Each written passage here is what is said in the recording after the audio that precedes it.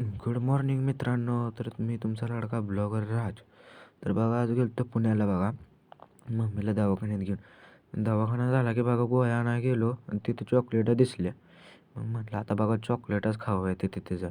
पण परत काय आलं की तुमच्या भावाची आर्थिक परिस्थिती डाऊन आहे. गोळ्या घेतल्या बघा, तिथनं निघालो.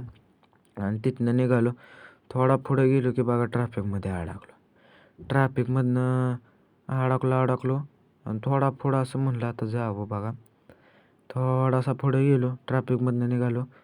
तेवढ्यात त्या तुळशीबागेत बघा एंट्री मारली.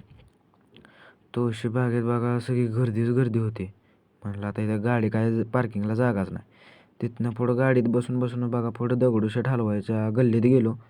सगळं गणपती बाप्पांचं दर्शन घेतलं बघा. पुढं गेलो तर ट्रॅफिक लागलं बघा. ट्रॅफिकनं असं डोकं खाल्लेलं ना. तिथनं बघा ट्रॅफिकमधनं पुढं गेलो. सगळं ट्रॅफिक बघा सगळं मोकळं झालं. तिथनं बघा आपल्या देशाचा तिरंगा दिसला. जरा बरं वाटलं बघा. तिथनं मग पुण्याच्या बाहेर गेलो बघा. असलं भारी वाटत होतं का नाही. सगळं गार्डन, सगळं हिरवं हिरवं गार. लय भारी हवा, तर लय भारी खतरनाक मधली सुटलेली. आणि चढ तर असं होतं डायरेक्ट सरळच होतं बघा. गाड्याही ती घसरत होत्या बऱ्यापैकी बघा. आता लागा लागा लागा लागा नाद करते काय, यावंच लागतंय. हां, असं झालं का ना वातावरण, की बसच विषयच नाही. आणि पुण्याला बघा बाय बाय केलं. परत म्हणलं पुण्या बाबा इथं परत जाऊ